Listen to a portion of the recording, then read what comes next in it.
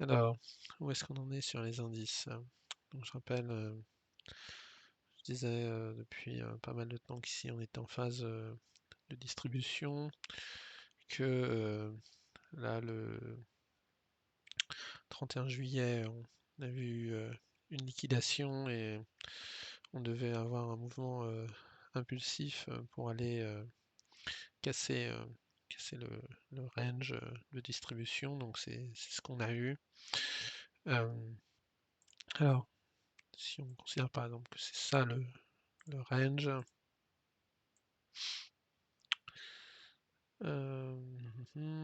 ou plutôt, on va dire, hop, ça. Ici, on est arrivé à peu près au report du range. Sur le mouvement impulsif, on a une première vague impulsif, un rebond là, tac, tac, tac. Et donc là, on a eu la deuxième vague impulsive avec impulsion.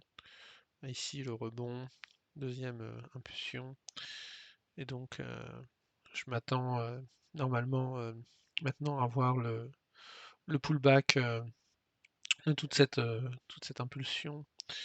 Un peu, alors, où est-ce qu'on pourrait avoir ça?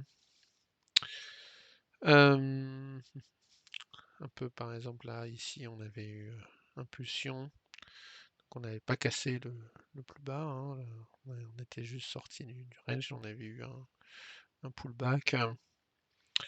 Euh, bon. Et donc, sur les unités court terme, ce qu'on voit, c'est que ici, on a une espèce de petite phase de latéralisation, là où ça descendait, tac, tac, tac, tac, on latéralise.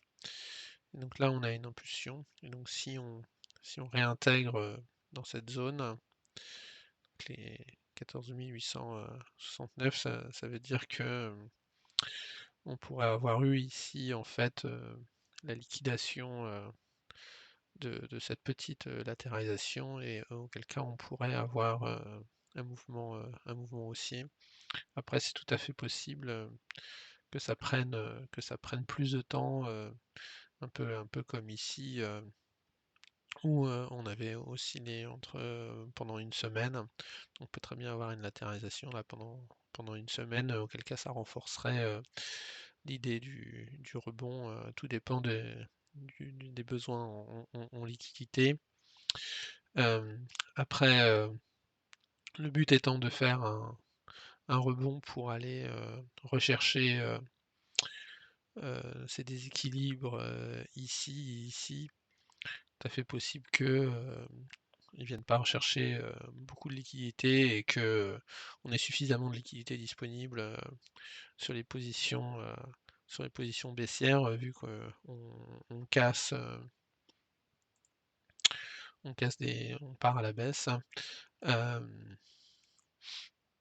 donc qu'on puisse directement remonter, sachant que tout à fait possible dans ce rebond de revenir ici si on réintégrait, donc sachant que là on a eu une accélération. Voilà. Donc j'indiquais la semaine dernière que en général les échéances étaient propices à, à un changement de direction.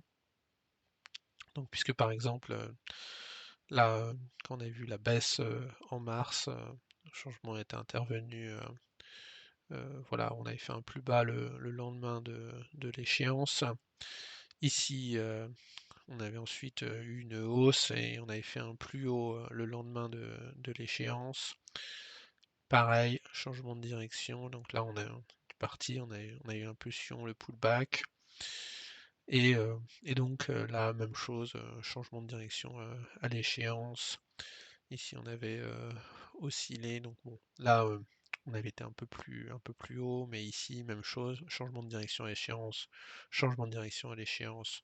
Donc ici, on fait un peu bas, mais on peut très bien, pour moi, ça peut très bien correspondre à un changement de direction à l'échéance, et auquel cas, on pourrait très bien avoir un mouvement haussier jusqu'au 17 novembre qui pourrait nous envoyer sur les 7365 ou même sur cette zone rouge là de déséquilibre ou même, même encore plus haut.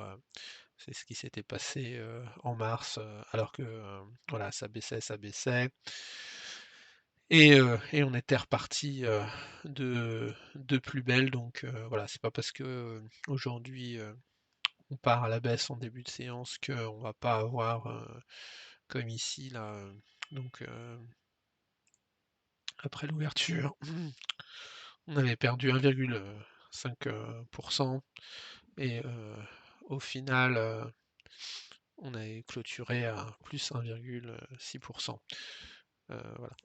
En tout état de cause, la saisonnalité est pas vraiment favorable à une baisse, et là on a eu un mouvement avec impulsion, consolidation, deuxième impulsion.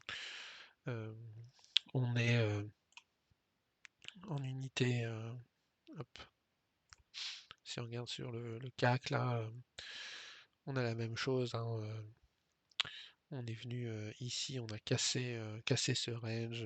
Ici, on est hors bol en semaine, hein. Donc petite exagération à l'ouverture de la semaine.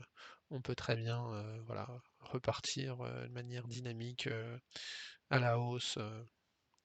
Si on regarde ce qui se passe sur LVMH, alors, hop, donc qui était évidemment 17% de la pondération. Ce qu'on voit, c'est que on baissait, on baissait, on baissait, on baissait. Et ici, on s'est arrêté de baisser une semaine avant l'échéance là, et on latéralise. Donc ça, c'est le signe qu'on on peut tout à fait être en train de construire une zone baissière. C'est pour ça qu'en fait sur les indices, on peut avoir l'impression que qu'il n'y a pas de construction latérale, parce que toutes les valeurs ne sont pas synchronisées, hein. Il y a LVMH qui a par exemple pas beaucoup baissé, tandis que d'autres ont pas baissé. Et voilà, ici on a une zone de latéralisation, alors qu'effectivement si on regarde, je sais pas, une valeur comme Renault, euh, en unité,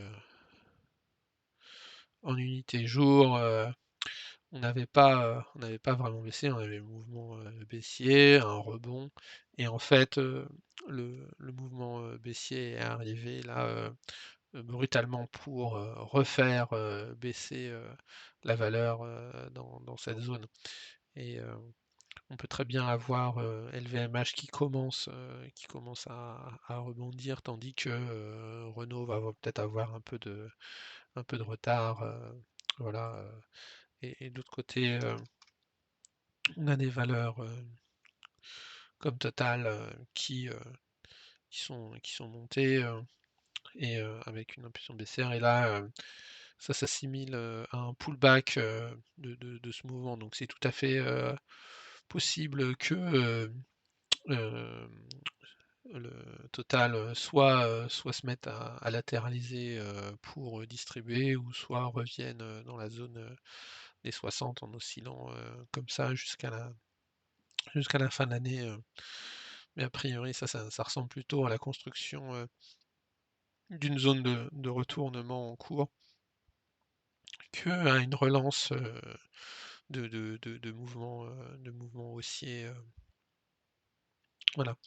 Donc bon, pour l'instant, on va voir ce qui se passe, mais je reste positif sur les indices pour le mois de novembre, qui pourrait surprendre certaines personnes à la hausse.